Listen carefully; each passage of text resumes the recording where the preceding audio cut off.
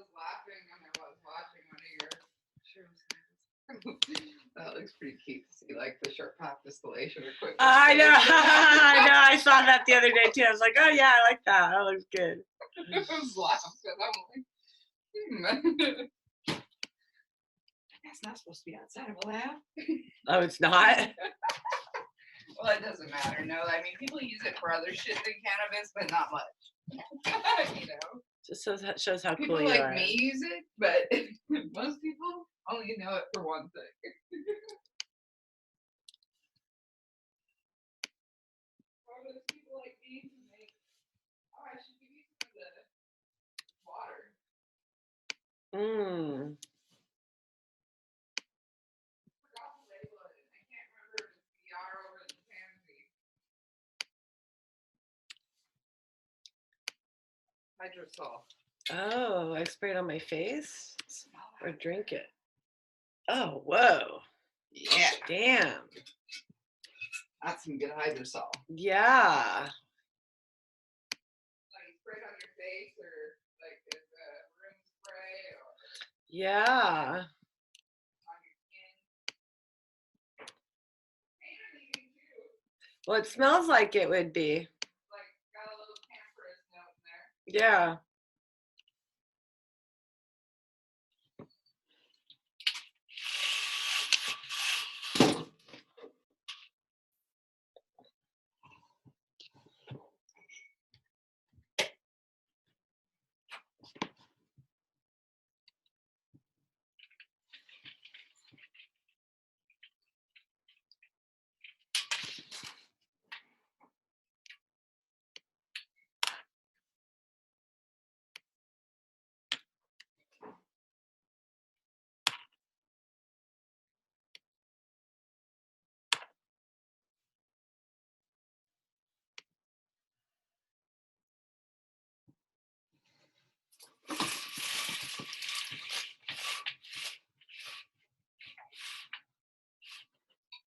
The lighting better. This side you can No, it looks better when it's up. turn it up or down or you know what I mean, like whatever, if it helps.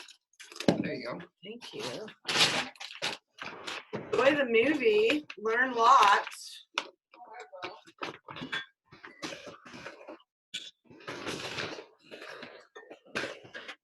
Oh shoot. Do you have an extra lighter? Huh?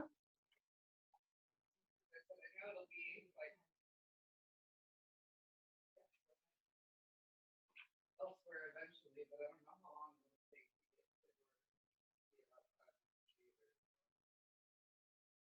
Was it in Arcata? yeah, that's a minor. Oh yeah, that's what I figured. All right, I have to get on. I'll see you later. Thank you.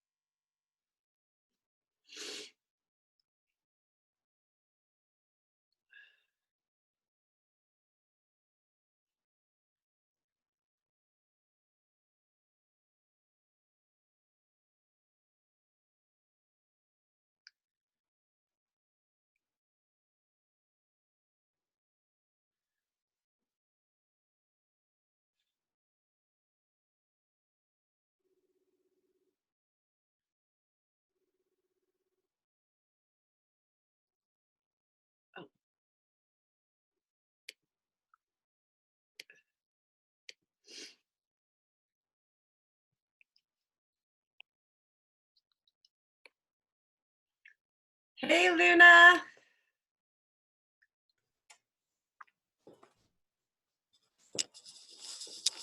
There you are. Good morning. Good morning.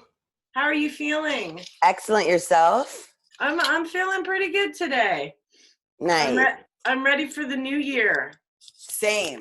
I feel like I'm still purging the rest of my life, but I'm ready for the new year. Yeah. You know, where are you living? I'm in San Leandro. Oh, okay. All right. Well, I'm going to get us going. Yep, let's do this. And if sometimes I tune into something and you might not feel comfortable, and just sweetly say, no, Lele. No, not possible. There's literally nothing that makes me uncomfortable. Oh, okay. Yeah, Cool. there is no off limit topics. The personal is political, and it's our job to talk about hard things. Actually, I very much invite it. Okay, well then we'll have fun. Let's see where we go. Yes. On an adventure. Let's do it. Okay, it takes me a few minutes to get this set up. Give me just a minute. And then if you see me looking down, it's because I'm either taking notes or I'm getting it out on the feeds. Got it.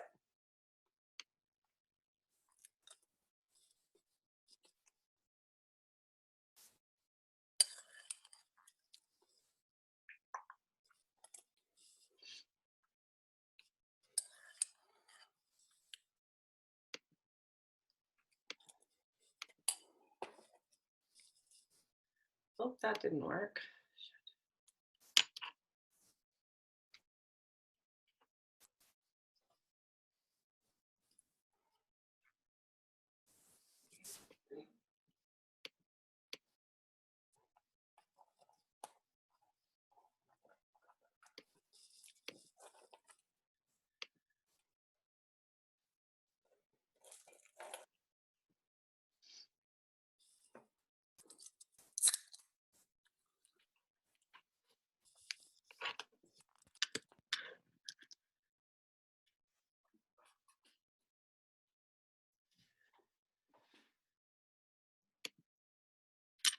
Okay, I just got to tag everybody now.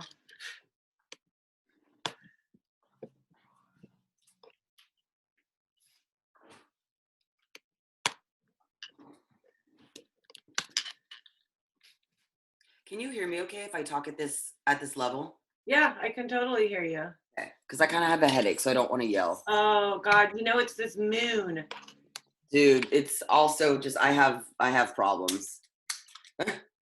Well, when you have problems, Oh and yeah, babe. energy is like this. Oh no, I literally have like my spine and I have a neurological disorder in my neck that causes constant pain. Yeah, Luna, I have no L4, L5, and I'm technically a paraplegic, so I totally understand. And it makes us more sensitive to other vibrational shifts in the world. You're right. And right now there's a lot shifting. So I'm going to we're going to go. Here we go. And let me make sure I'm saying your last name right. So is it Luna Stower? Stower. Okay, got it. Like tower. Tower. Yeah, Luna Stower. Stower. Okay. And so would it be correct in saying that you are a bit of a marketing wizard in cannabis? And brand architect. Okay, marketing wizard and brand architect. Okay, here we go. That's built some of the biggest brands in the industry. Yeah, I know. I mean, you are quite amazing. Thank you, my love. Hello, all you beautiful people. Happy Sunday and good morning. Thank you for joining us on Business Our Way in Women Empowered in Cannabis Supply Chain Group. I'm your hostess, Lele, up here in Humboldt County.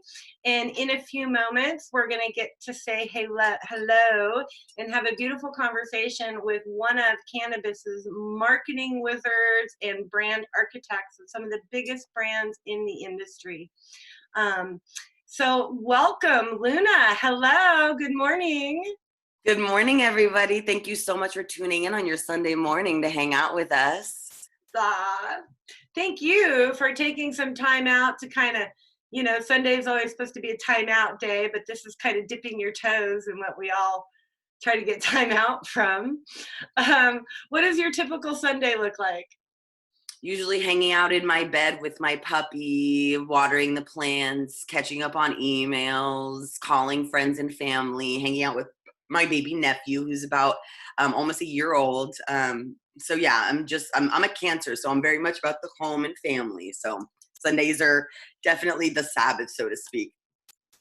Yeah, it's my day with my kid. We go on drives on Sunday. Nice. Really yeah, it is nice. Well, let's just dive in. I always like to start, the plant is such a guardian in our journey. And I always like to start is how did you come to the plant? Where does your journey begin with her? I grew up right here in San Leandro, Castro Valley. I was 11 years old in 1996 when Prop 215 passed. So around me, everyone was growing it. I was selling it from an early age and consuming it from 11 on. It put me all the way through my undergrad at UC Santa Cruz, where I studied feminist studies and connected with a lot of stoners there at that amazing school, and worked at SSDP and Normal, and connected with, went to DPA conferences. This was back when I was 18, 19. So I was in California and federal cannabis policy as a literal teenager. And then I got my, my degree in urban education and social justice. It was a master's and a teaching credential from USF. And so taught in prisons and jails and public schools and charter schools for a long time until I had to go out on disability because I have a degenerative joint disease in my neck. And cannabis just allowed me to work from home. It allowed me to be around creatives. It allowed me to be around other people who had illnesses. And so I realized that, my time as an educator and activist with youth was really special to me, but I realized that it was time to kind of take a detour and move into wellness and medicine, and because it was helping me. And so I figured, if there's something that was a precursor to allowing me to be able to teach in the classroom, whether I was having period cramps or I was nauseous from a pinched nerve in my neck, I was, it's like teaching was so important to me, but the only way I was even able to get to work some days was with cannabis. So I figured, in a weird way, it's like, people are like, how'd you have a master's in teaching and now you're selling weed? It's like, well, to me, the education and the power and the politics and it's so similar, you know, teaching young children how to move in the world and teaching people how to navigate through pain. To me, they're so similar and important that it was kind of a no-brainer. And so I kind of launched my career, and I don't see myself going back. I mean, cannabis is one of those things, and anyone in it, interested in being in it, been in it for a while, knows that it's kind of like, for those of you who've moved to New York or moved to New Orleans or moved to LA, that city will not accept you. It will reject you and make you miserable unless you really want to be there and move with the vibes. Like, you don't just survive in New York or LA or New Orleans. It will eat you up and spit you out. Even Oakland in a lot of ways. Cannabis is the same way. It vets you. It sees if you're down for the cause. It sees if you're trying to pimp her out like she's some kind of a hoe, you know, if you're a greedy green rusher, or if you're actually in it for the right reasons. And so luckily it hasn't bounced me from its streets. It's been pretty and it knows me to be, like you said, I think you said it's a guide, and it's a spiritual element. And I think that, you know, as women, we are not only historically the ones that have, you know, cultivated it and led the way, but now that we went from being 30% owned and run in the industry by women, now we're at 3% owned and run in the last 3 years because of corporate cannabis and VCs and consolidation in Canada and all that stuff. So now more than ever, there's a real imperative for us to get together and actually, you know, start. You know, we're in marketing, you know, we're the storytellers. We get to talk about the brand. We get to talk about the product formulations. We get to talk about the packaging and if it's sustainable. We get to talk about the effects. And I think that that's something that in a lot of other mainstream consumer packaged goods industries, we're already locked out of. This is our kind of our one chance to kind of bake our DNA into the industry, so to speak. Yeah, I like that. You know, Ron Doss went to school to be a marketer. No way. Well, you nailed it. Exactly. I keep like thinking that over and over in my head. And I think about how much impact we are able to make in this industry in so many creative ways. And the authenticity of the storytelling is such a major part of that, you know. You have been a part of a lot of stories around the plant. I mean, Jetty, I saw Dixie on there. I mean, so you've really seen, you know, the evolution, which not a lot of people, you know, understand, you know, like Dixie franchising for the first time into Arizona. You've seen us go from medical mom and pops in California to giants. Yes. What are some of the biggest changes that you've seen besides the obvious? I would definitely say the difference is, you know, it's like all of a sudden, if the people, I mean, everyone kind of knows this. It's like when you have Chinese folks making Mexican food or Mexican folks making Chinese food, it's not about race. It's about experience. It's like, got nothing against Chinese folks making my Mexican food or Mexican folks making my Chinese food, but it's not authentic. Like, I don't want a dude that comes from Wall Street telling a manufacturer that they just bought how they should package, market, make stuff. They're cutting corners. They're adding unhealthy additives. They're marketing in dishonest ways. They are hiring within the cannabis. They're hiring people that are coming from alcohol and tobacco. So you've got people that have no experience making something. You know what I mean? It's like, you know, no offense, all love to Foria for breaking into this incredible, you know, cannabis weed lube, but it's owned and run by a man. And Ebony, a black magazine, owned and run by white folks. Like, it's like I said, it's not about race. It's about who is telling the story and is it authentic? And the word authenticity, the word integrity, the word transparency are thrown around like buzzwords, and no one even knows what it means. And what I say, there's a 1-minute mentors video out there that the Minority Cannabis Business Association put out, and it's a 1-minute mentors with Luna Stower. What would you say to anyone trying to get into the cannabis industry? And I spend my 60 seconds saying, don't. If you aren't already in it, if you don't already have some connection, if you haven't been making your own weed stuff at home, if you haven't been growing in the back, if you haven't watched your grandma using it since you were little for her rheumatoid arthritis, if you didn't use it in college a few times, if you don't have friends that have a conversation about it, if you are that new that you know nothing, honestly, you shouldn't be here. I hate to say it, but it's not it's like someone who's never consumed alcohol working at a bar. You don't know how to vet their dosage. You can't necessarily tell if someone's drunk or not. You can't tell the story about the way that it feels in your body if you don't have, don't work in a honey factory if you're allergic to bees. For me, I wish that there was a way for consumers to be able to see on the package, this was made by people who give a shit, and this was not made by people who give a shit. At least that way I can make the choice. At least that way, if I'm choosing food, it's like, okay, I can choose this GMO hormone treated milk because it's $2 a gallon, or I could get this, grass-fed, organic, women-grown, locally one for $5 a gallon. At least I can kind of make that distinction myself and know the difference and be like, okay, at least I consciously know I'm saving $3 at the expense of my body or whatever, but at least, maybe my poverty and not my will consents, to quote Shakespeare. So to me, I think that's the biggest change is there's no soul. The soul left cannabis. It turned into corporate cannabis and it went from being a medical, spiritual thing to a consumer, materialist, packaged good. And there's something that's going to be lost in that. Or it creates an opportunity for it to be more appreciated. I think that one of the market differentiators down the road is going to be whether you integrated legacy into your business. So you become an innovator and a leader in that product development, in that marketing and branding. Yes. Or do you think you can do it all alone? The guys and gals who really think they can recreate this plant from nothing with no understanding or experience around it aren't going to be the ones that are still standing. They're not going to be the Budweisers of cannabis. Right.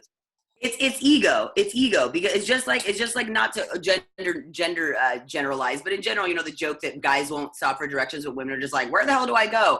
It's like, because we know the questions to ask, because we are sensitive to it, we are not having a pissing contest. I've never really seen, there's a couple women that I know of that are really in it for themselves, but those are so few and far between, and they're kind of jokes of the industry. There's 3 or 4 women that everyone just rolls their eyes out, but there's tens of thousands of women that I've met that are, so it's like, it's such a huge contrast that they are genuine. I don't know many women who are pushy or arrogant or assume that they know things that they don't know and overcompensate. The men that I'm around, they act like they know, and if they don't know, instead of humbly saying, you know what, Luna, you've been in this space a long time, what do you think? I am shut down, shut up, ignored in so many high-level meetings with people who've been in this industry a fraction of the amount of time as me. They're twice as old as me. They're worth 100 times more than me, and I know endless amounts about what they're talking about, and they wouldn't even think about asking me. And so in a lot of ways, I think you said it right. It's going to shake out the people that are, because I do work with a lot of people that I just described that are coming not from cannabis, that are coming from venture capitalism, that are in it trying to make a buck. But we're smart and loving enough to build me into their team because they're like, we need a green person. We need someone who gets the plant. And so for me, that kind of absolves them in a way, because then I hire all these other women and people of color. I bring in storytelling. So like you said, it can also be a springboard if you get into the right corporate company and they want you. Not all corporations are bad. Money isn't bad. Capitalism doesn't necessarily have to be bad. It's how conscious we are and how inclusive we are. And just hiring a bunch of women or Black or Spanish speaking packagers and BAs is not enough. We don't want token jobs for people of color and marginalized people. We want them being middle management, building their resumes, getting equity, founding companies, getting capital to run those companies. We want a thriving, diverse ecosystem of people because this plant does best in an atmosphere like that. We've seen it every single time. It's just like monocropping versus a food forest. If you have 17 different varieties in a square mile versus 7, the chances of pests are lower. The way that the nitrogen goes back into the soil. The beauty of the plant is it teaches us her ways. And if we model our systems after her systems, we will thrive like she thrives. And that's the thing that women do best, is we see models of dynamic, nuanced life, and we can infuse that into different things. And that's why I love working with women, is because we multitask, we problem solve, we collaborate, we have critical thinking, we're able to bounce back, we have incredible resiliency, we have instinct and foresight. That is something that you cannot buy. I mean, you can buy it if you hire me. Ding. You know, but you better have the money and you better have the respect, and it shouldn't run out. I mean, there's always people that are like, oh yeah, we have $7,000 for marketing. Well, guess what? That's one party and one set of flyers. What are you going to do to keep up your brand as being something that people want to work with? Are you working with doctors and nurses? Are you going to panels and staying on top of research? Are you innovating your products so that they're friendly to people who are old, friendly to people that are, you know, sometimes people create these things that are hard to open. It's like, do you think that, you know, like these my little dab jars, like if I had multiple sclerosis or if I had a mobility issue, I would not have access to that medicine. Someone's not thinking about the patients. No one ever thinks about the patients. Look at all these medical states that just turned into recreational. Every single one of them left patients behind. The people who need it the most, veterans, sick people, poor people, homeless people, mentally ill people, cannot afford it. And even if they could afford it, they don't even know how to access the compassion programs or where on the website or what club to go to sign up to get free weed. Like, there's not even that consciousness. I mean, at least with like Obamacare, you're like, okay, I know that I can call my social services agency and they'll kind of, but you can't call your social service agency and say, I have tremors and I want cannabis and all the clubs around me are selling $100 eighths. What do I do? And there's nowhere to, because there's a Canaban on social media. You can't Google, or you can't even search on Facebook. You can't write the word cannabis. So if I have MS and I'm in Iowa, I can't even find this group on Facebook to support me. So there's an active conspiracy against us having this knowledge and this empowerment. So what we're doing right now is revolutionary. You should all be proud of yourselves that you are renegades and rebels in the sense that you are learning something that even in nursing and doctor school, they're not teaching people about the endocannabinoid system. And it's the master of all systems. It controls our endocrine system and our hormone system. Like, we are literally being stolen from and lied to, and this plant is our birthright, not only to consume, but to sell and barter with and make money off of, because this plant has been keeping single mothers alive for decades. It's been keeping civilizations alive. The Jews carried it with them through the desert when we wandered for 40 years. You know, they say, you know, that we wrote our constitution on hemp, and that, you know, Jesus was anointed with hemp oil. I mean, these things are in our literal DNA and of our animals. You know, me and my dog both have endocannabinoid systems. We take cannabis together. We go on a walk. We have fun. Why is that illegal? I don't know. To me, it's like making fun illegal is when we start going down the 1984, like Ray Bradbury, you know, rabbit hole. You know, and something you mentioned about, you know, our community, our more legacy community tends to have a really bad taste around corporate cannabis, rightfully so. I'm not, you know, but I've always been one about building those bridges, and this plant is so transformative. And when someone like you or someone who like us that really has a lot of experience integrates into that space, just like we had so many hardcore East Coast guys come over here to grow weed, and now there's some beautiful really truly community members from that migration, and it transformed them. And I could see how having someone like you on a team like that, it would really help them shift, not just through the, you know, you're kind of pushing forward that plant teachings through that. And that's how I think one of the reasons that she is going legal is to help transform that mindset.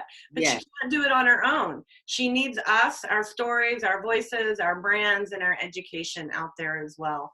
Now, you talked about a little bit, I don't remember exactly what you said, but I'd like to talk about what are some of these, you know, you have health issues like myself and so many others out there, and you're a woman.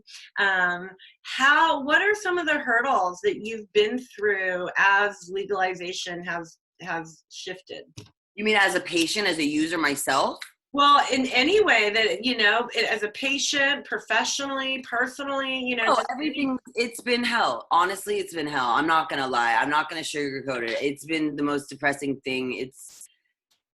I mean, coming from teaching where you have your principals are hard on you, the people at, you know, your coworkers are catty, the parents hate you, the kids are mad at you, the general public and the media think that everything's the teacher's fault.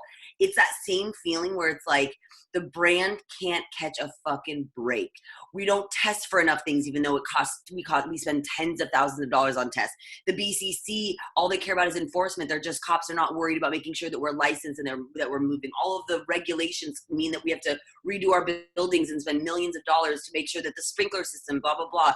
You know, cannabis is tested more stringently than food. So if Kiva had an organic blueberry in their hash, the hash passed, the blueberry didn't, and the entire thing got thrown out because the blueberry that they were using had more pesticides than the hash.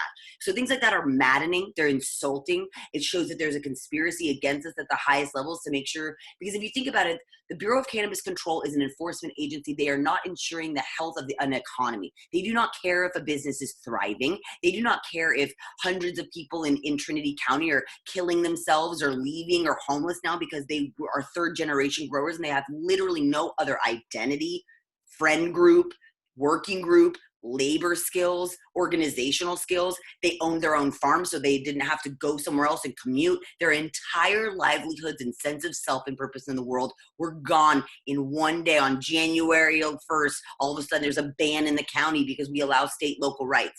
People who are not involved in civics, like the majority, you and I, before I was in cannabis, yeah, I worked a little bit in like, police injunctions against gangs, and we showed up to make sure that kids of color could hang out on the corner and not get busted by the cops, or trying to decriminalize certain, drugs, or trying to, anti-prison industrial complex stuff.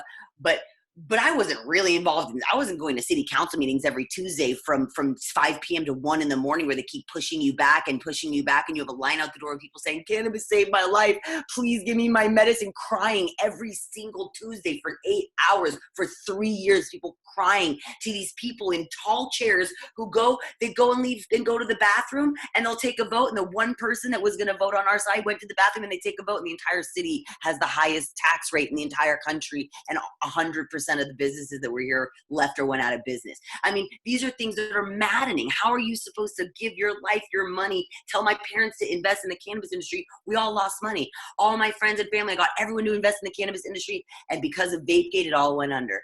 These are things that we already knew about. We already know people are filling with crappy stuff and selling fake shit on the street. We already knew that e-juice was undoing 20 years of teen vaping, or of teen anti-smoking ads on the e-juice side. We knew that the, big tobacco jewel and, these shitty black market vapes were going on. I've known that for 5 years, but because a couple people started dying from it, they threw out the baby with the bathwater, meaning legal, licensed, safe, recreational cannabis vapes that are stringently tested, beautifully designed, and safe also went under. So CNN came and interviewed me at Jetty, saying that we were the top brand in the top category in cannabis in the state. We were worth $100 million, and 2 months later, he was coming back to interview me about what it felt like to have the massive layoffs. And I was laid off from the first company I ever worked for. They brought me in to the vape space. And for what? They didn't deserve that.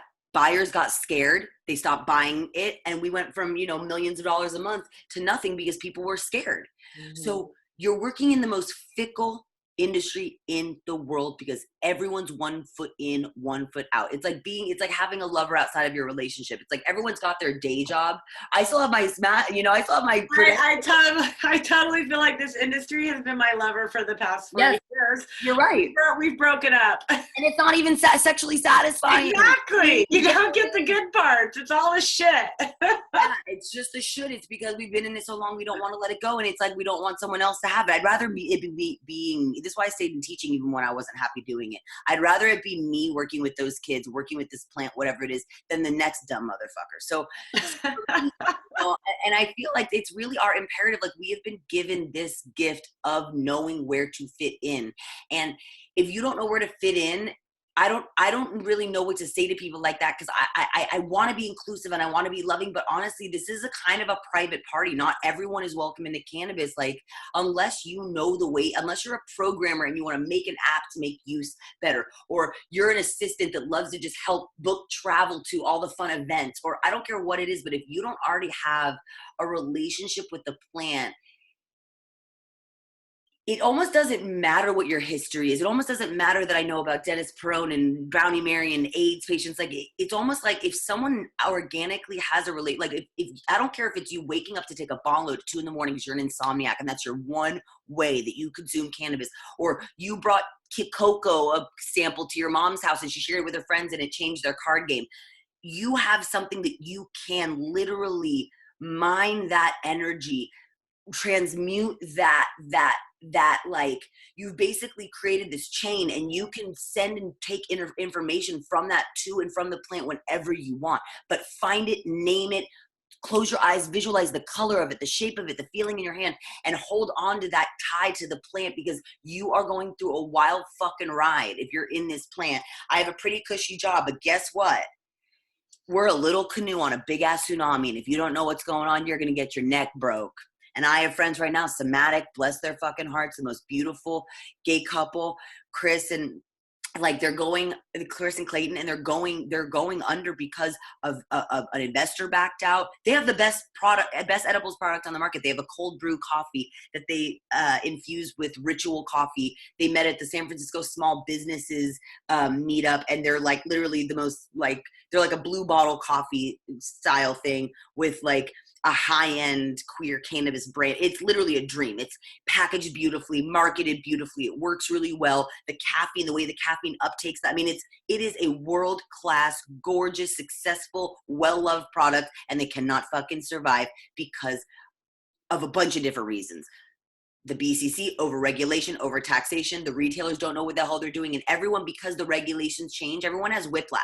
Imagine trying to be, like, I feel like I'm a flight instructor sometimes, and the people that I'm with that are sitting next to me, like, are kind of, they've like, they're like on caffeine or something, and they're driving like this, and I'm trying to trust and be like, okay, they know what they're doing. But it's like, how could they know what they're doing if their lawyer's saying one thing, their mom's saying another thing? They have people that are, you're trying to pay people a fair wage, but you can't even bank. You're trying to build your business, but you're taking money from investment because you can't bank. You want to make money, but the revenue gets taken by a credit card processor because you can't bank. Like, people don't fucking get it. Everything you take for granted as a business owner, anything, even becoming a nonprofit. We gave away 40% of the things that we made for free to cancer patients. We can't even be a nonprofit or claim it. We can't even claim expenses. We can't claim employees 280E. We cannot claim business expenses on taxes. You try being a fucking business where the city is taxing you 10%, the state is taxing you 20%. You get taxed on getting the product, distributing the product. You have to pay the distributor. You have to pay the co-packer to hold on to it. You have to pay the test people to come and it's all in quarantine. Then it sits and gets tested again. Once you put it in the cartridges, you have to test it again after a month. So your shit's sitting there for months. You have to work with a distributor that may or may not know how to sell your product. They probably carry 9 other products that are cheaper and that they might get bribed by. So they open up their coat and you're the last one that they talk about. They might hold on to your shit and not give it back to you. They might lose your money in transport. Some people have been losing, we got robbed and $100,000 worth of product is gone. This is happening every day. Like, this is not a joke. This is not a business. It's not an industry. This is a renegade state-run. They are literally pimping us out. They're like putting us out there to like sell ourselves, waiting until we have all the money, and then grabbing us, jacking us, and putting us back out there. We are being pimped by the BCC. We're being pimped by taxes. And where is it going? To enforcement. It is going to the CHP to pull us over and arrest us. It is not going to minority businesses. It is not going to interest-free loans to get people up and running. It is not going to building new parking lots so that people can park their cars and come in and have a nice retail experience. It is literally going to police. So what do we do the fuck about it? Like, seriously, because you're right. It's a shit show. Get involved in local politics. We have to work on statute. This is all statute. We voted for this. It was written in the statute, and we can change the statute. So, get a hold of Max at K Street. Follow the city and county band group run by Jackie McGowan if you want to know anything about policies. talk. There are a group of people in your city right now that are showing up to city council's meetings more than you, and they're probably talking a bunch of shit about cannabis, how the kids are gonna get it, and it's gonna it's gonna higher the crime rate in our town, which actually we've seen in every city, wherever that there's a cannabis around it, it's more clean, more safe, more parking, more walkable, and more commerce. It is always, so push for more retail, push for more cannabis culture, throw a Tupperware party at your house, hit up one of us, and we'll tell you how to get involved. But it is a fight, and you need to, bring up conversations whenever people are getting drunk or wanting to go meet at a bar, be like, hey, what about like a CBD, like this is, CBD, like a little CBD dab sesh at my house. Like this is what I bring around. Last night when everyone was drinking at the bar, I had my little dab rig. It's just a little coil, and I hit it, and it tastes like candy. And even the women are like, "Ooh, it's so nice," and I'm like, "Oh, it's a dab." No, you just hit it for a millisecond, you blow it out. It's a micro puff. It's like and every chance I get, I'm destigmatizing it. Every chance I get, I'm showing them that I could be a successful, well-known business person, but I'm a stoner. And what does that mean? It's not like MedMen that's like, "Oh, not a stoner." That whole campaign was so funny. So yeah. And if you see things like that, tell them. Like for me, I talked to MedMen about that. I said, I don't feel reflected in that. I don't feel like you need to throw one out to promote another. If you see something at a club that you don't like, if you see something displayed in a way, if you see someone, doing sexist marketing, DM them and say, this makes me uncomfortable. I'm a cannabis user and I'm a female, and I don't think that a vape pen between two fake boobs on a beach is really going to help you sell that product. It's gross and it's unimaginative. Like you guys suck, like, try it. yeah. Don't try it. boycott with your money. But for me, I like to call people out. We've been talking about cyberbullying a lot. Obviously, there's a fine line between bullying and cancel culture. Sometimes people need to be canceled. If someone is doing something like straight up, like at some point Ignite, they're canceled. Like if they want to come back and have a new owner and rebrand and be a different company that's run by women, I would accept them. But until we have sexist people running things and creating the narratives, we have to feel very comfortable and very positive and very empowered to create the narratives ourselves. So one of the big hurdles to a lot of what you're saying the solutions are up here in our legacy communities is that we're exhausted. We've been going to those meetings since 2009. And now we are, like what you described in Trinity County is happening not just in Trinity County, but Humboldt, Mendocino, Nevada. It's happening in all of our rural communities that have been sustained by this plant. How do we get past that? Because we all feel, there's a lot of us that feel pretty broken down, and like these, the legislation is what it is. And so how can you recommend us getting back to that place where we were at that podium demanding for what we needed? I'm an organizer. I like manifestos. I like writing and reading groups. I swear to God, I think that we just need to get together. We do enough partying with loud music and consumption. Honestly, let's just get us in a room with a bunch of pillows and chairs and laptops and have a summit and break off into working groups and have like, this is the water rights people. This is the people who know the politicians and want to fucking deal with those assholes. These are the people that are the wordsmiths that can work on PR and can work on journalism and can work on getting this into the press. These are the people that want to be on the ground and want to be a street team and want to petition and want to knock on doors and want to go to the events and want to show up and be social. These are the people that have social media following, that they're influencers. And they're, you break off into a group of 5 groups of 5. I mean, how many people are watching this right now? Can you see how many people are? No, if I look, I'll mess it all up. Okay. Well, so even if we have 10 people watching, 2 people in each group. I love that idea. Yeah. That's how we started it up here is we had stakeholders meetings. Yeah. It's like CBA together. But I think it needs to be more, what you're describing, like let's get pillows and sit around and hear each other and listen to each other so we can come to the table solution based with an open heart and not like, oh dude, who's gonna be the king of the mountain, or oh dude, who's gonna it became a pissing contest and it became a power struggle. But the joke is it was always you versus me, and now it's us against them. The them is the Monsanto. Like literally, it's you're either Monsanto or you're not. Like the us and them has become very delineated and clear. It went from being like you said, like, oh, well, you got a bigger grow, or your trim team's but more badass, or you have more city contacts. Now it's like, we're both fucked, homie. What do you think about, I had this conversation the other day about the Monsantos of the world. And, my mom was a big Earth Firster, and she left Earth First when they started spiking trees. And when she did that, we had this conversation that really imprinted on me. And it was like, she said, Lainey, you don't fight with fear and anger. You integrate and educate. And so through this process, that's kind of been a lot of my motto. And there's definitely places you just go, oh, not even worth my time. But as I see this grow, I do see opportunities for changing big pharma, for shifting the way we do big ag, for shifting, it's already shifting alcohol. It's already shifting those things. And so I'm always on this fence, and I just, go moment by moment of what feels right, and the person in front of me is how I run it. But what do you think about that? Because that's happening. And in some places I see it being a really positive thing, and in other places I see it just total corporate takeover. Educate and integrate. I love that so much. It's such a feminine quality, right? That's such a yin, receptive, listening.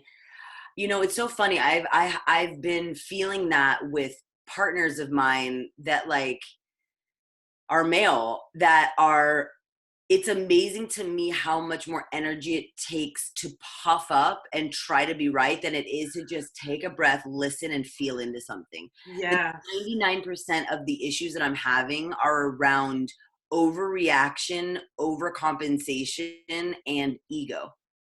100% of it. So I think that that's just something we all need to manage and deal with in general. And God, you really got me with the spiking of the trees, because basically what she's saying is do I want to cause harm to others to make sure that harm stops? Right. Or how do you really stop harm? Do you do more harm? I waffle, like, and I also agree with what you said. I do too. Yeah, but honestly, the truth is what you said, which is you need to be conscious, present, and wise enough and intuitive enough to take every baby step as it's in front of you. Like you said, the way you run it is it's whatever's in front of you.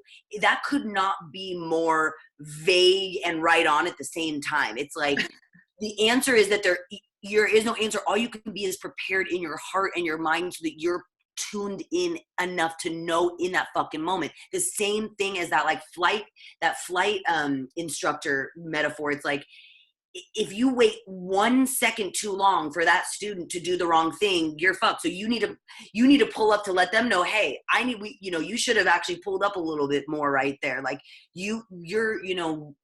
because you and I and other people who are awoken to this have that.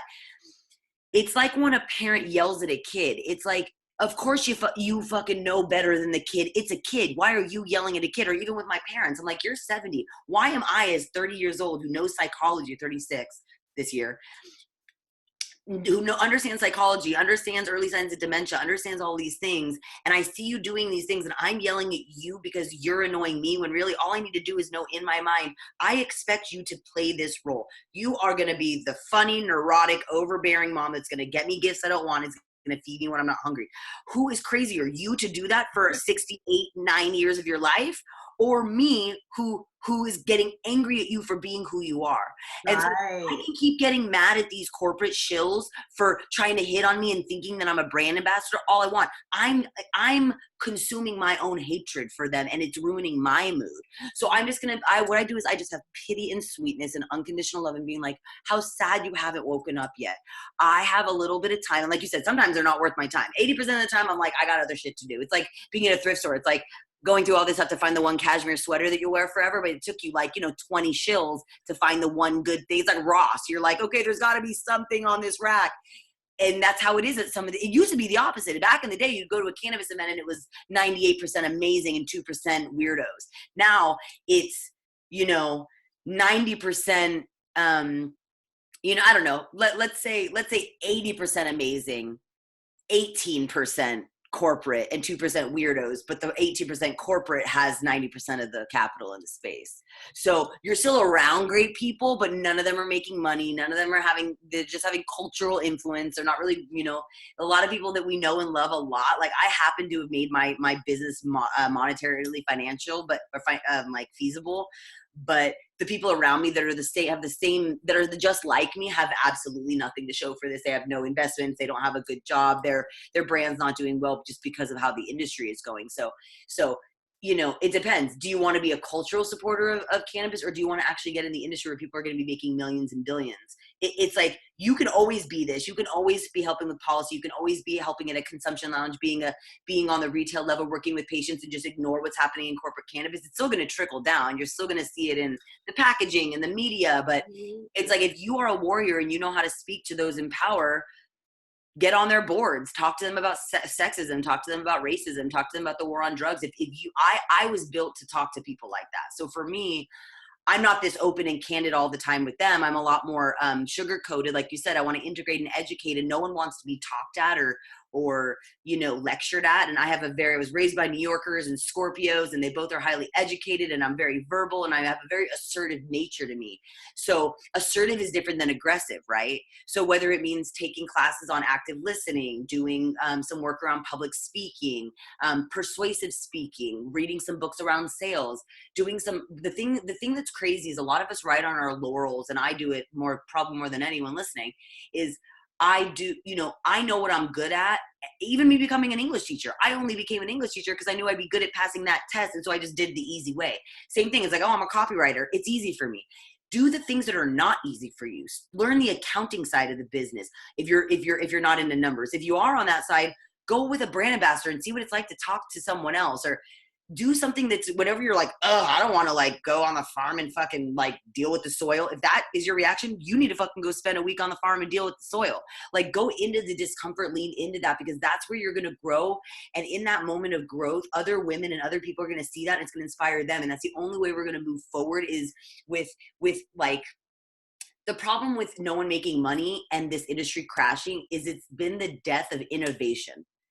And America is dying in the global world right now as far as tech and mechanics and intellectual focus, because other countries are focusing on integration and education, and we are not.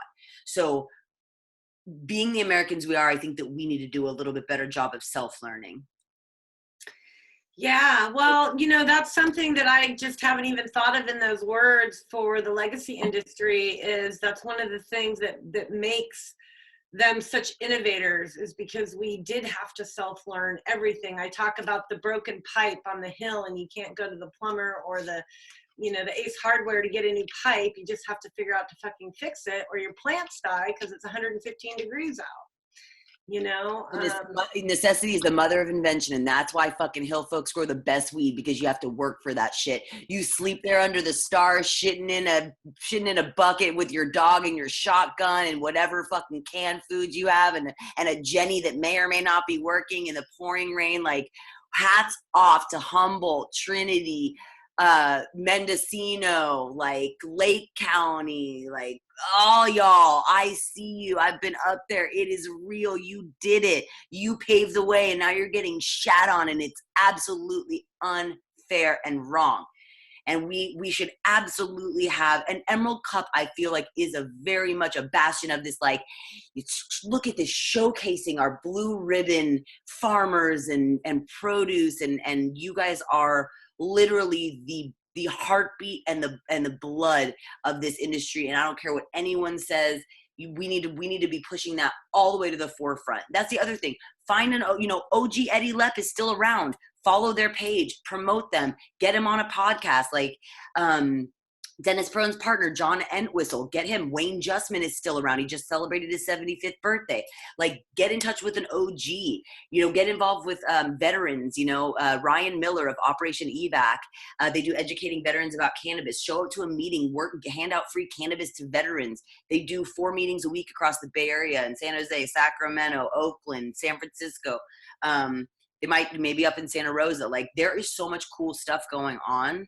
that, you know, I feel like it's kind of like for people in recovery, it's like if you are of service to other people, if you're a mentor to other addicts, or, you know, in that case, it's like, you know, you're a sponsor, a sponsee, you show up and you make coffee, all these things keep you sober because you feel this give and take of someone needs you. And if you are operating, you know, it just, yeah, like it just goes back to find your connection to the plant, and your vibe will attract your tribe. So as marketing is a really big conversation right now up here, do you have any, and you're such, you know, you're really such a brilliant marketer and brand architect, do you have any really quick points for those legacy farms to help push themselves forward as far as how they can brand and market and in these communities?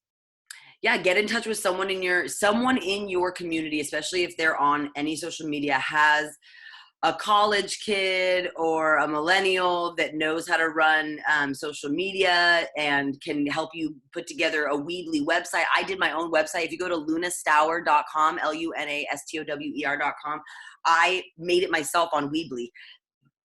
So I did it. I didn't even watch any videos. It's very simple. Like, just set aside some time to get, you know, ask an artist in your life, hey, can I pay you a few $100 and trade you some weed for you to do a really beautiful logo? Have them create 10 of them, send them out to all your homies, have them vote on it and choose a logo.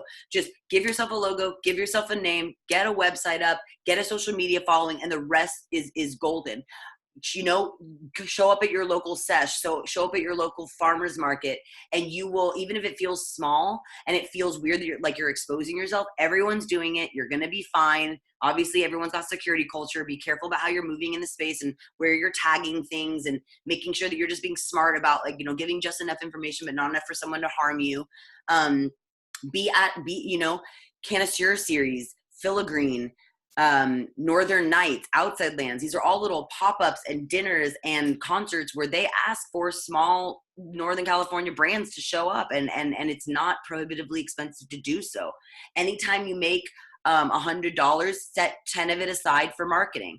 Give yourself a 10% tax for marketing. Hire someone that has consumer packaged goods experience, that has sold into a Whole Foods, that has sold into a cannabis club, that is going to tell you, who knows what consumer research sounds like, hey, this jar is too bulky. I already know off top it's hard to open. Like, get feedback from the people around you. Get a good jar, get a good website, get a couple of people who are connected. And that's pretty much all you need. If you can't tell your own story, sit down, smoke a joint with someone who can write it down for you and make it pretty. There's going to be some millennial out there who writes really cute captions. They're a copywriter. Whoever in your life writes good Facebook posts, literally ask them to do you a favor, pay them a couple $100, give them some weed or whatever you need to do, and say, hey, can you and I just get on the phone or meet up in person, and I can just blurt out to you all the things that I love about my company, and you could just make it pretty for me? And they'll be like, yeah, of course. Like, I could do that. Anyone could do that. So just love yourself enough to delegate a little bit. A lot of us have founder syndrome, especially us. Like, it's my brand, it's my weed, it's my thing. Like, I want my face on it. Like, no one wants another white dude brand from NorCal. It should be friendly to women. We're 60 to 70% of people shopping in cannabis. We're 60 to 70% of people who are interested in topicals and CBD and things, an alternative. Even if we're purchasing for a man, the woman is still purchasing, okay? So if you're trying to sell online or in stores, those are majority women. And they are between 30 and 60 years old, my age group, your age group. So if it doesn't appeal to someone like me or someone like you, it's probably not going to sell that well, unless you have, you know, something like Blue River Terps, where it's like 25-year-old white dudes are spending $100 on grams, and that's 90% of their business, and all they deal with are dab dudes. And like, that's fine. That's their brand. But most brands, you know, you don't want to market to everyone. That's the other thing. A lot of people just try to be like, oh, this is going to be for everyone. No. If you have a little sublingual spray, if you have flour, if you have this or that, actually flour might be the only thing you can actually, but you know, if you're, you know, if one of the biggest untapped markets is, you know, the Tri-Valley area, Livermore, Dublin, San Ramon out here in the 925 east of Oakland, where it's like suburbia, that's disposable income. That's the right age group. That's the, you know, they're all on wine and opiates out there. They're looking for something to get off of their soccer moms. So if you're not, they are not going to buy flour. They might, if it comes with a really cute rose gold pipe, They might, if it's delivered to them really discreetly. They might, if they saw it on Goop, if some celebrity endorsed it, they'll get Whoopi and Maya. They'll get a Whoopi Goldberg product for sure.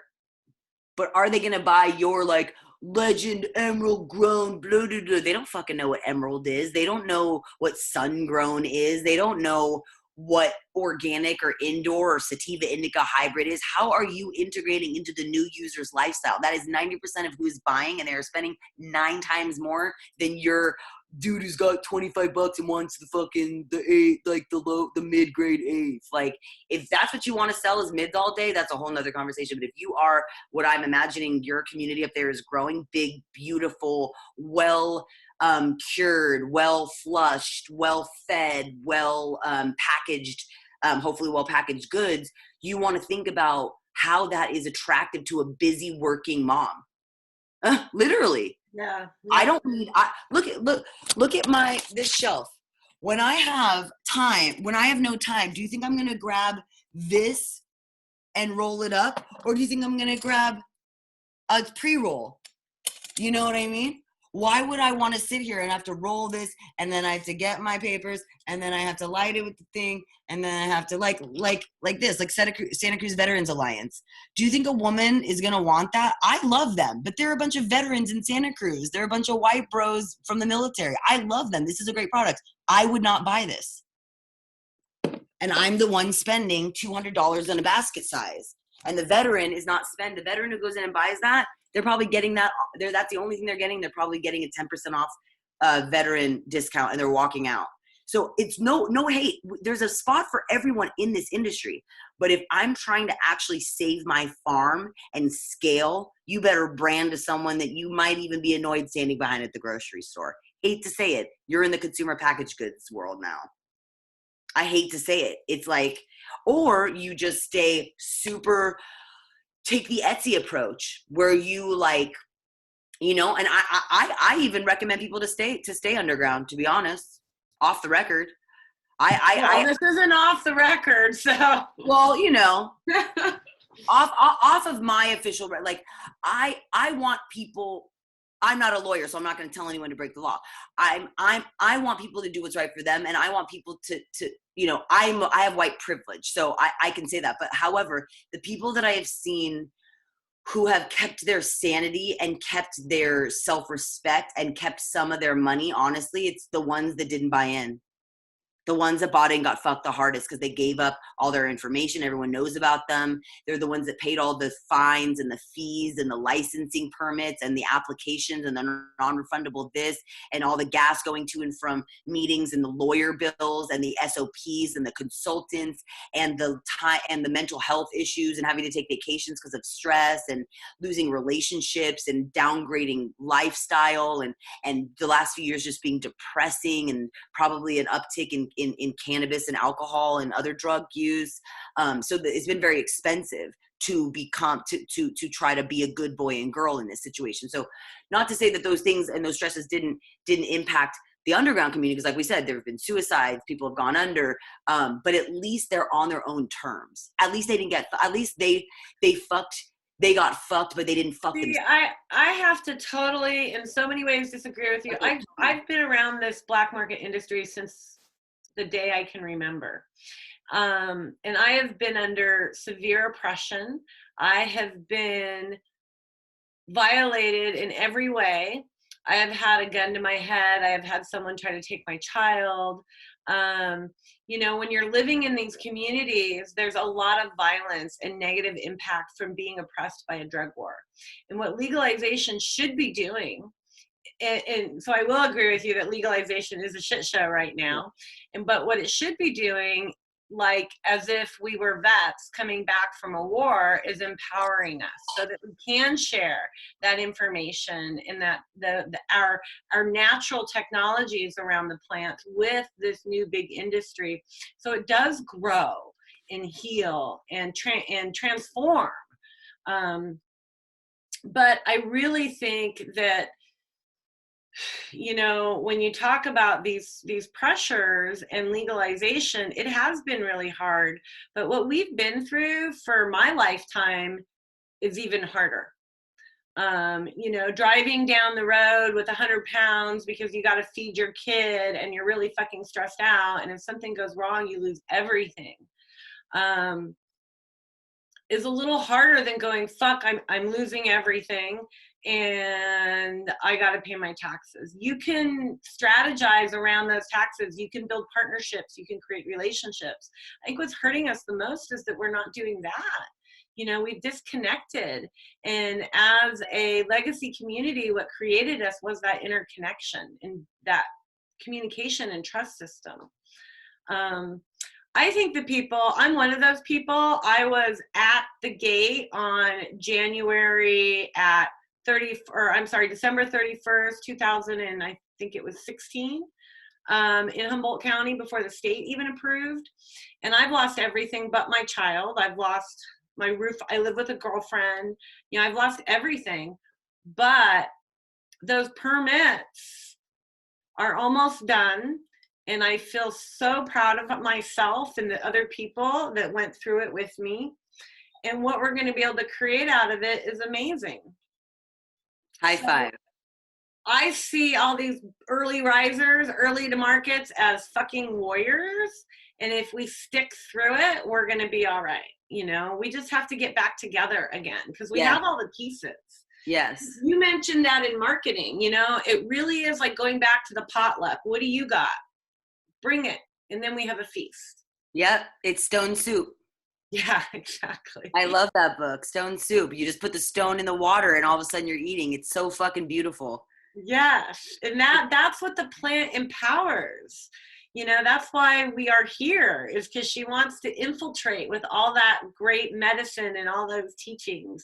And these communities, I think more than the plant and rebranding the plant, that's what they have to share. Is that legacy, that information, that education, the knowledge around not just the plant, but that kind of community building, because our world's just not doing so well. And we managed to do really well under severe oppression. I just want everyone to remember that. Resilient as fuck. Resilient. Yeah, that's what I always say. People are always like, how you doing? And I'm like, well, I can complain, but no one wants to listen. And at least I'm 6 feet above ground and not 6 feet under. If you're still here, it's a good day. Yep. Amen. Yep. So what would you say real quickly to someone who is, earlier you said, don't get in. If you don't know the plant, don't get in. But we have a lot of women in this group that are just stepping in, and I feel strongly that we have a great responsibility to ensure that those women understand those values and build and create by those values. So what sort of advice would you have to give, besides you might want to reconsider because it's really fucking hard, to those women? I would definitely say go to a meetup. Go to an Elementa, a Women Grow, a Toke activity. Come down and do Tali Eisenberg's senior education classes so you can talk to your elders. Go to meetups, cannabis meetups. Once you have your community and your crew, the rest is so simple. Facebook groups. This is a great place to start. Feel free to DM me. I'm totally a resource to everyone. Please check out my website because I do have links to a lot of cool events that I've done that will connect you to other really cool, things as well. You can kind of bounce off of it and see other things. Yeah, I would just say have fun with it. Go socialize. I've been to 5 cannabis events, photo shoots, pop-ups, launches, parties, consumption lounges, and a holiday party in the past 3 days. I've been to literally half a dozen, and being in the Bay Area really helps, but definitely get on Do the Bay, get on eventhigh.io is cannabis events. Eventbrite doesn't really do too much. Sometimes you can if you're not doing any consumption or sales or anything, they will let you list. ConsciousCityGuide.com is another good one. Just keep keep posted. Maybe we can do like an events page on WEIC. We could do something that's like a suggested. Also, I would really recommend for folks of color, women of color, Supernova Women is a really great educational organization run by a bunch of activists of color, Black and brown women here in the Bay Area, that was really meant to bring women into the space. So if you identify as WOC, definitely hit them up. Nina Parks, Issa Marie Perez, Raven Duckett, they're all business owners. They're all been in the game for, over 5-10 years. They really know what they're doing, and they volunteer. It's not really a for-profit, but they work with whoever reaches out.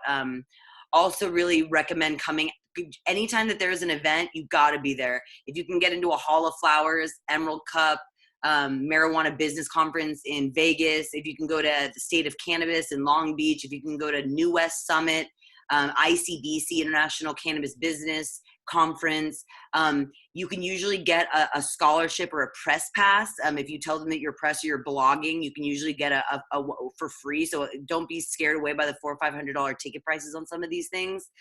You can usually get a hookup, or just, send it out on this group and say, how do I get there? Because the amount of networking that you can do in 1 or 2 days can change your entire career. That's the most important thing. Indeed.com lists a lot of jobs.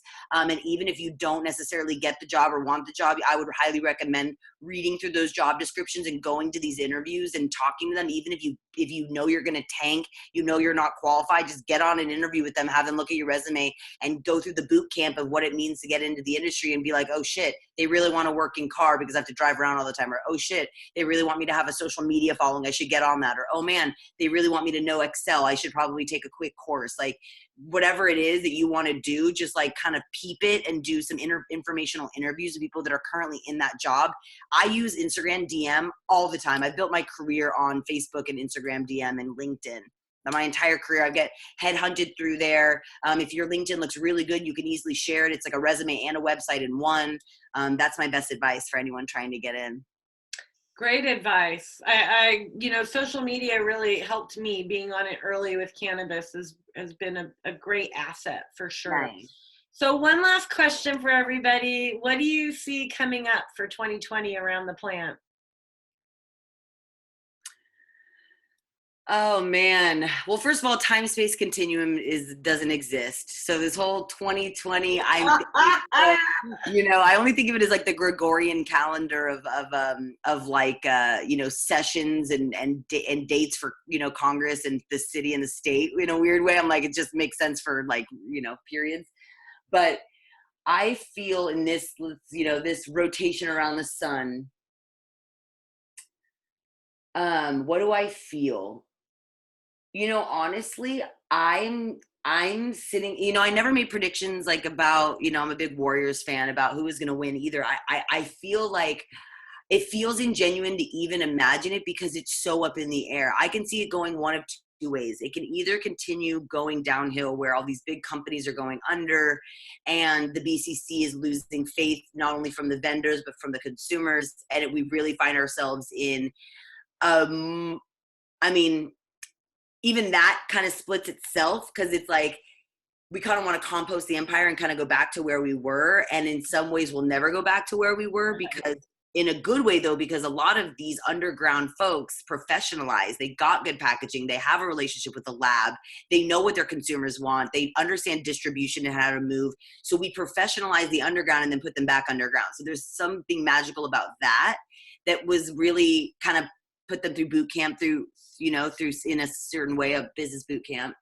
Or we see the MedMens and all these big guys dropping off, and that composting leads to a resurfacing of really good policy that allows for more licenses to come up. And that's what I'm hoping for, is that we're really going to see the resurgence of women's voices, the resurgence of people of color, that some of these more righteous causes are going to take more effect, and people are going to really wake up and see that we need to do this right. Yeah, I'm feeling that vibration in my little world, that I'm seeing a lot of people finding themselves again and their strength and their beauty. And because we've been through this, making really strong, healthy decisions for themselves. I'm seeing the other two, but I just tend to want to bring closer to me the first part of it. Well, thank you, Luna, so much for taking time out on a Sunday and all the goodness and great things that you do for us in this industry. I greatly appreciate it. And any last words you want to say to our audience? Smoke weed every day. Amen to that. Thank Follow you. me on Instagram. I'm at Luna_Stower, and I don't post too much to my feed, but I do a lot of stories. So I tag a lot of really cool people, places, and things on there. So if you're interested in getting in, a lot of times when I do my story, I do it keeping people in mind to kind of put people up on game of what's cool that's going on. So definitely follow my stories. Right on. Thank you. I will. I don't think I have you on. I gotta get better with that part of the social media. I'm not I that hate great. to say it. I hate to say it. I talk about it every day, but that's one of the biggest things that people who are asking how to get in, the one thing I found common in all of them who are having trouble getting in, very few of them like being on social. I hate to say it. It's almost one or the other. It's either come back at a different time when it's not so focused on that. Don't expect that to be there, or bite the bullet and just hop on in. My suggestion is I create content. I do not consume the content. I go on there and I post out and I hop right off. So there are ways to have healthy boundaries with your social media for sure. Yeah, I love my social. I just haven't gotten the knack of Instagram because I started on Facebook and LinkedIn, and I just watch your kid use it. I don't let my kid on social media. He doesn't have any of it. If you watch someone do it for a few minutes, you'll be like, oh shit, I got it. Okay. Yeah, that's the trick. Have a millennial. I'll come and I'll show you my Insta trick. We got to get you up here anyway. I love my NorCal. I love you guys. Thank you so much. I feel like such a city girl being on here, but I really appreciate your perspective. Well, this group is for all of us. We have women all over the world. We're having someone from England come in next month. Nice. So it's really about bringing us all together and showing that we have so much more in common than we do not. Right. Fact. Right. Well, I'll end it on that note. Thank you, everyone, for tuning in. And if you want to get a little more of what I'm up to, I just created a new community in Facebook. It's called Humboldt Grace, a community gathering place.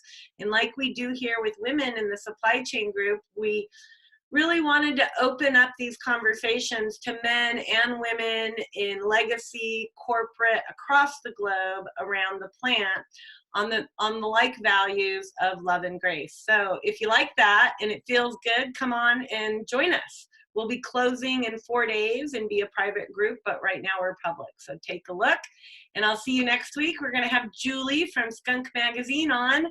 And if you're a woman and you're not part of the group, join us over at Women Empowered in Cannabis Supply Chain Group. Have a great rest of your day, everyone. Bye. Bless you. Bye. Thank you, Luna. I appreciate that. Nice. See, look at it. We went an hour. Cray cray. Well, you just get to talking, and it was, so much great information. Thank you. It was. And I think you pissed off some of my OGs, but then you lit a fire under them because it was all truth. So I appreciated that. Well, have a good day. And if you do come up or want to come up, let me know. We have a spare room, and love to get to know you more. And if I come down, I'll let you know. I have to get out of. I'm fundraising for a beauty line that I've been developing for 5 years. Can I send you the deck? I would love your feedback. I'm going to send it to you right now. I think you might like it. Yeah, I already like it. I just got yesterday the oldest manufacturing facility in Arcata, who's actually candidates, to take it on. Nice. Mazel tov. That's huge. It is. Baby steps. Well, I'll send it to you and let me know what you think, How do you say your name? Lele. Lelania. Yes, so, Lele is what everybody calls me. Right. Lelania, what kind of a name is that? It's a Donovan song. about a very interesting woman, actually. My mother was English, and my dad wanted to name me Lainey, and she went, absolutely not, and heard Lalania and said that was much more proper for her daughter. That's so British. Yeah, exactly. And is it Dubois? It is. Cool. So he had a French name. He was French. Yeah, my father, well, pretty American. We've been here since the beginning of time, pretty much, since white people came. But yeah, my father has a French-American background, and my mother was all British. Wow. She moved up here from San Diego and loved it. Off the grid, made her own food. We built our own house. We had no power, all the stereotypes. She was a midwife. It's very stereotypical legacy story. It's why I do this, because my story covers everybody's story. I have a bunch of FBI files on my childhood. And so for the first time, I did a non-cannabis podcast, a little bit about my life. But I like, all of your guys' stories are my story. So I love being able to do this. We'll see what happens, but I really love doing this. Are you going to write a book? People keep asking me that. I need someone to help me write a book. Because I have I'm a human rights commissioner. I wrote the human trafficking fund for the county and I manage it. I also have 4 cannabis permits, both manufacturing, processing, and distribution, that are almost ready to be sold or for me to develop. And then I have this beauty line that I developed with, I've been developing it for 3 years, and then the past 2 years, so a total of 5 years, I've been developing it with a gentleman who created Monster Energy drinks and Urban Wireless. His name's Paul Chu. He's a good friend of mine. So I just have a lot that I all do to teach these things, to teach. My line is called Receive, and it's actually a 5 SKU line that ends with an intimacy spray to help teach women through branding, and it's made with things like shungite and magic. It's just magic. So it actually energetically shifts you to receive. The shungite? Yeah. It's pretty magical. You're fucking magical. Send me the deck right now. I will, sweetheart. I will. So I'm working with an Israeli company right now doing the entire brand for a woman's intimacy line, and I helped launch Quimrock too. So I have a lot, and I work with Ashley Manta on canosexual stuff. Oh yeah, Ashley and I have had a couple conversations. I appreciate her work a lot. Right? Yeah, I really believe the reason I can walk with no spine and in all my health issues is sexual energy.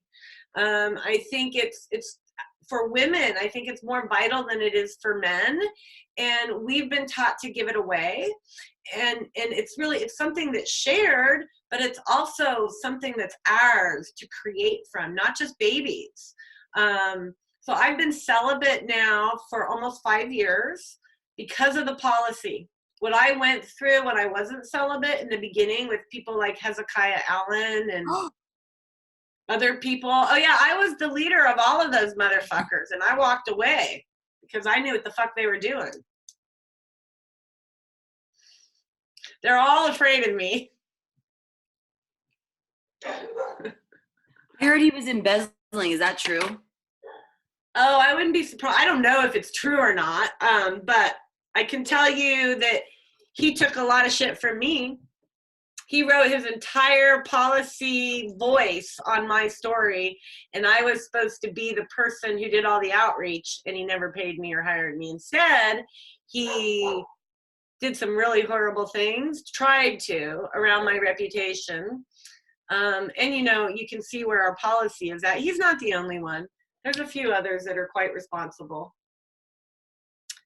But yeah, no, they're all shitbags, and they're all why we're in this mess, but we just have to keep going and work around it and do our best, because they're no longer relevant. You're right. See what they've done. Yeah. And so what I'm doing now for the first time, I've been living in a place where nobody knows where I live. Good.